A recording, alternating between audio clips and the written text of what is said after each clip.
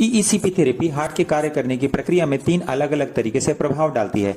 सबसे पहले विपरीत दिशा में बढ़ाया हुआ aortic blood flow coronary arteries में डायस्टोल के शुरू होते ही ठीक तभी पहुंचता है जब हार्ट रिलैक्स कर रहा होता है। इससे कोरोनरी आर्टरीज में ब्लड का प्रेशर और फ्लो दोनों बढ़ जाते हैं। दूसरा, हार्ट के सिकुड़ने के ठीक पहले वेस्कुलर बेड में शरीर के निचले हिस्से से हवा का दबाव हटने से ब्लड पंपिंग के लिए हृदय पे पड़ने वाला अवरोध अचानक ही कम हो जाता है। तीसरा, हार्ट पर लोड घटने और वीनस में रिटर्न बढ़ने के संयुक्त प्रभाव की वजह से बिना अतिरिक्त ऑक्सीजन की खपत के कार्डियक आउटपुट भी बढ़ जाता है। यदि कोरोनरी आर्टरीज बहुत पतली या अवरुद्ध हो जाती हैं, जब स्टेनोसिस या हार्ट अटैक हो जाता है, तो मायोकार्डियम और इनका वेस्कुलर एरिया इस्कीमिक और डेड हो जाता है।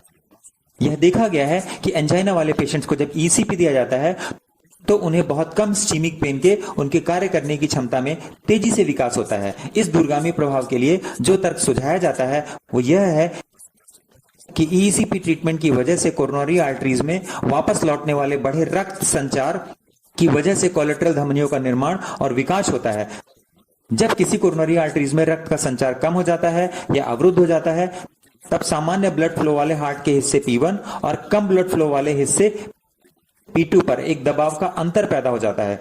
ईसीपी ट्रीटमेंट से हार्ट के डायस्टोलिक चरण में रक्त के दबाव को मरकरी के 150 मिलीमीटर या इससे ज्यादा तक बढ़ाया जाता है, जिससे वेस्कुलर एरिया में रक्त के दबाव का अंतर बढ़ जाता है। ये बढ़ा हुआ रक्त का दबाव का अंतर पूरे हार्ट के मायोकार्डियम टिश्यूज में कोलेटरल धमनियों के निर्माण और उनको चौड़ा करने के लिए जिम्मेदार होता है। इन सब से हार्ट को रक्त की आपूर्ति की समस्या खत्म हो जाती है और अच्छे परिणाम दिखने लगते हैं।